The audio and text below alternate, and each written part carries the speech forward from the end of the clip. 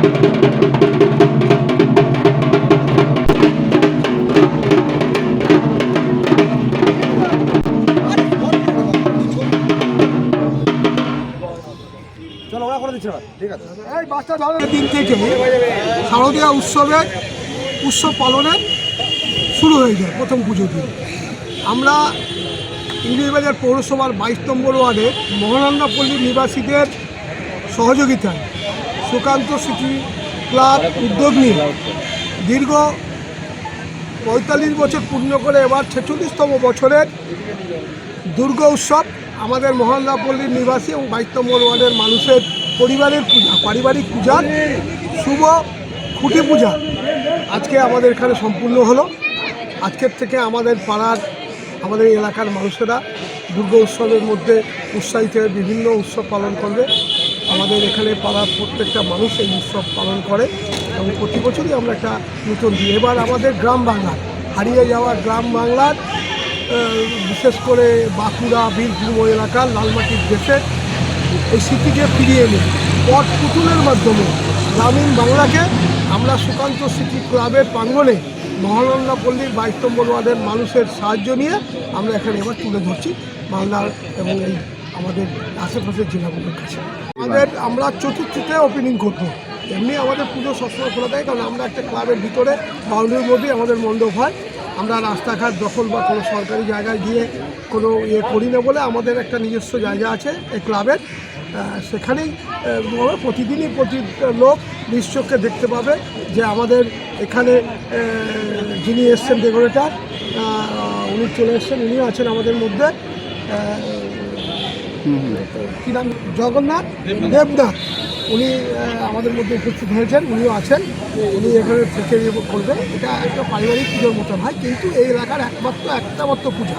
আমাদের গর্ব এই মহানন্দা পল্লীর এই পুরো এলাকা নিয়ে একটা পূজা এখানকার মানুষরা করে বলে আমরা একটা বড় পূজা এবং এলাকার মানুষকে বিভিন্ন অনুষ্ঠানের মাধ্যমে আমরা এটা উৎসবটা পালন করতে পারি। এবং এখানে মহিলাদের বিভিন্ন দায়িত্ব দেওয়া আছে, যুবকদের দায়িত্ব দেওয়া আছে। আমাদের সিনিয়ররা যারা আগে প্রতিনিয়ত এই মণ্ডপে বসে থেকে মানুষকে তাদের এই পুজোটা দেখার জন্য সর্বসাহায্য করে। আমাদের অ্যাকচুয়ালি কোনো বাজেট হয় না, শুনে আমাদের পাড়ার লোকরাই চাঁদা দেয়, 12 লাখ টাকা দেয়। আমরা নিজেরাও কিছু আছি, কিছু বন্ধুবান্ধব আছে, আমরা যেরকম আছে যেরকম খরচা সেরকম করি। যদি থেকে যায় আমরা ক্লাবের একটা ভবন হচ্ছে, আমরা ক্লাবের বিভিন্ন গরিব মানুষের সাহায্য, বিভিন্ন বস্ত্র বিতরণ, এগুলোর মধ্য দিয়ে আমরা আমাদের যা উঠেন সেটা এই পুজোতেই শেষ করি।